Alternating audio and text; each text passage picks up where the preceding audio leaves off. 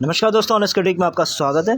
दोस्तों, इस वीडियो का जो टॉपिक है वो आप लोगों के लिए बहुत दिनों से इंतज़ार कर रहे थे, उसी रिगार्डिंग है, यानी फाउंडरशिप क्लोजिंग डेट। यानी वो आ चुका है, जिन लोगों को आप लोगों को बहुत दिन से इंतज़ार था। तो उसी से रिलेटेड जो भी बातें की गई थी, जो भी अपडेट्स दिए गए थे, उन्हीं को हम यहाँ पर डिस्कस करेंगे, प्लस उस पर एनालिसिस करने की कोशिश करेंगे। तो चलिए वीडियो शुरू करते हैं। सो अपडेट क्या है आपका? आपका सबसे पहला अपडेट है आपकी खुशखबरी को लेके। जो डेट आप लोगों का इंतज़ार था, उस डेट, वो जो डेट है आपका 23 जून आपका 12:30 बजे दोपहर के इंडियन टाइमिंग के अकॉर्डिंगली। और थोड़ा कन्फ्यूजन लोगों को क्रिएट हो गया है कि वो पैसिफिक टाइम, ये टाइम, वो टाइम।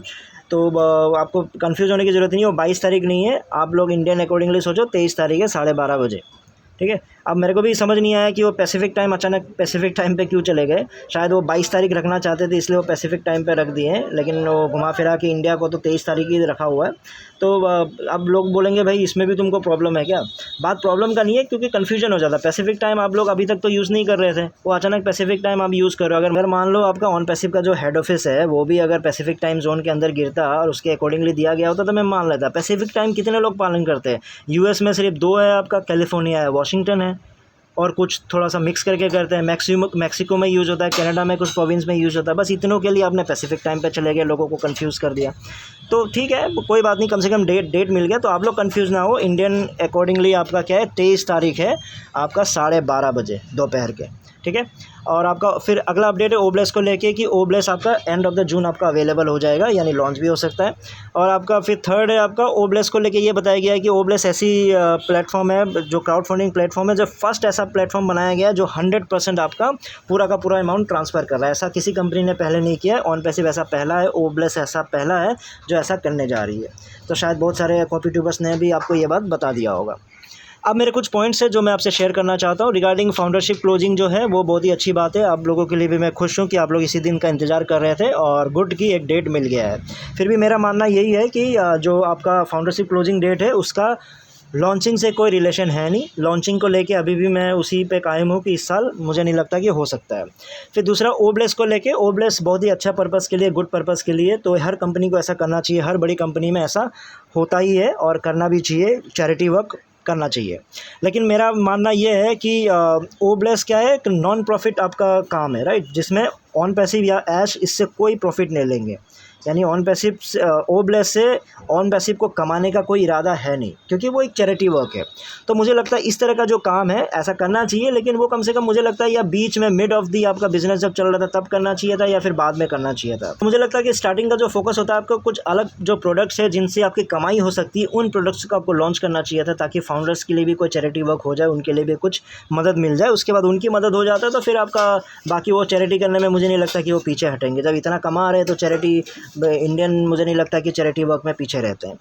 फिर आपका तीसरा जो अपडेट बताया गया था कि जैसे ओब्लेस जो पहला कंपनी है, ऐसा पहला प्रोडक्ट जो 100% आपका ट्रांसफ़र करेगा, जितना भी डोनेशन मिलेगा उतना रिसीवर को दे दिया जाएगा।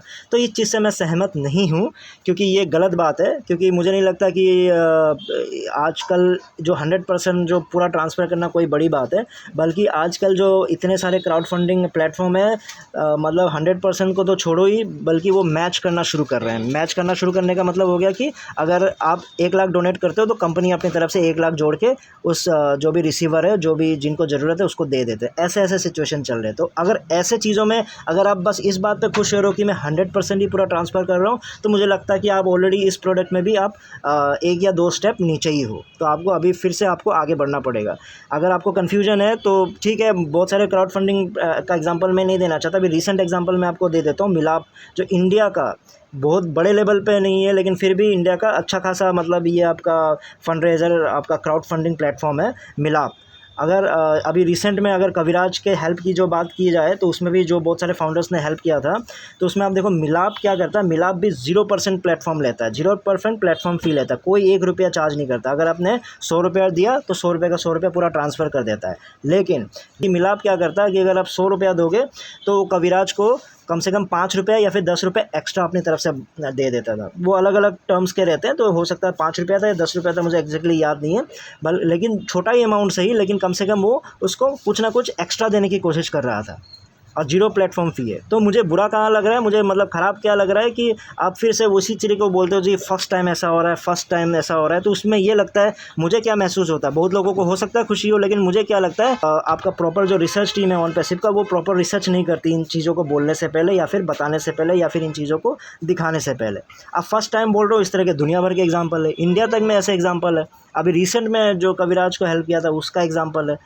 तो मुझे नहीं लगता कि ऐसा बोलना चाहिए कि फ़र्स्ट टाइम ये टाइम सिर्फ बोलने के लिए मुझे नहीं लगता कि बोल देना चाहिए, क्योंकि आप कंपनी लॉन्च के कगार पे है। तो ऑब्वियसली आप लोगों को समझना पड़ेगा कि आप लोग कुछ बोलते हो तो उस चीज़ को बहुत लोग सुनते हैं। जब बहुत लोग सुनते हैं तो बहुत लोगों को हो सकता है बहुत सारे नॉलेज हो, तो वो फिर वो ऐसा फ़ील करेगा यार ये तो हमें बेवकूफ़ बना रहा है ऐसा बोल के।